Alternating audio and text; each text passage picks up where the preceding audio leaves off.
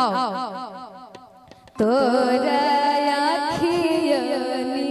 रे खुरे दुल्हा काजल ना रे। और देखियो काजल तो तसा का आयल रहे हां लेकिन हिया परीक्षण में गड़बड़ा गेले हां सासू तोर बेलुरी रे दुल्हा यह उल्टा गंगा बह रहल छै है उनका मैक देबे ताली आवाज से बाजे से देखे छिए। अच्छा दीदी तोर बेलुरी रे दुल्हा जोर से थपड़ी बजे के चाहिए। दीदी दीदी तोर बेलुरी रे दुल्हा बहिनी तोर बेलुरी रे दुल्हा दीहा बोना जन रे दुल्हा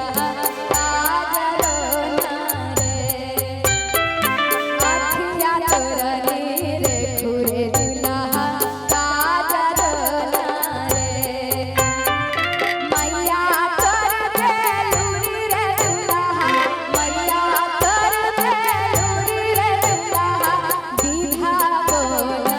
जन रे दुल्हा काजलो ना रे अखिया तोरनी रे खुरे दुल्हा काजलो ना रे।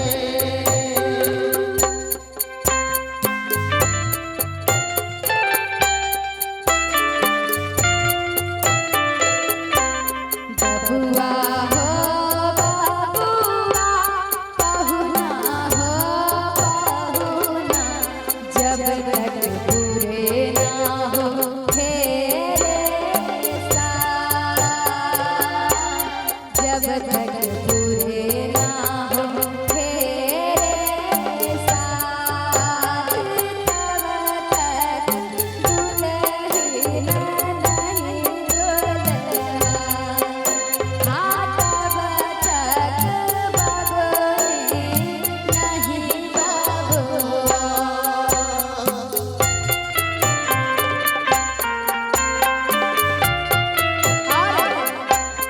दुल्हा सरकार से कहबे अब ही तो बबुआ पहली खबर पड़ी है अब ही तो पहुना दिल्ली दूर बड़ी है पहली खबर पड़ी है दिल्ली दूर बड़ी है जब तक और करनी होगी तपस्या सारी रात करनी होगी तपस्या सारी रात तब तक बबुनी नहीं बबुआ हाँ तब तक दुल्हन नहीं दुल्हा।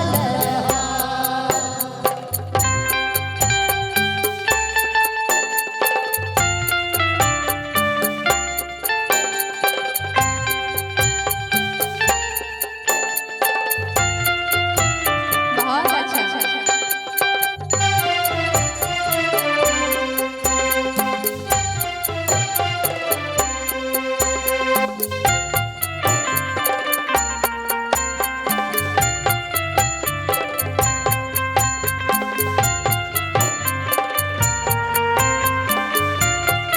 एक मिनट सतमान भैया कौन एंगल से दुल्हा लागे छै से कनी देखियो। कुर्ता धोती पैजामा लड़का जी ठीक है हमरा त तखन सब बिसरिए गेले हमरो ने ध्यान में चच्चा त लगे नहीं छै कल के मांगनी के चंदन रग रग नंदा नहीं लगे चंदन किया बिसर गेलिए हां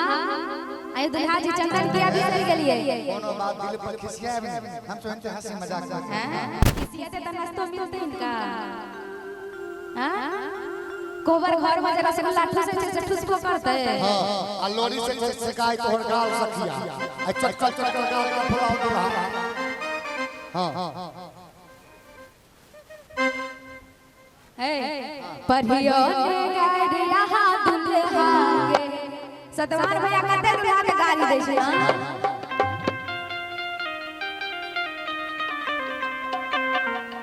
परियो ने गाड़ी यहाँ दुल्हा के हां हां दुल्हा के दुल्हा बड़ा जंगली ओ दुल्हा बड़ा जंगली परियो ने गाड़ी यहाँ दुल्हा के परियो ने गाड़ी यहाँ दुल्हा के हां हां दुल्हा के दुल्हा बड़ा जंगली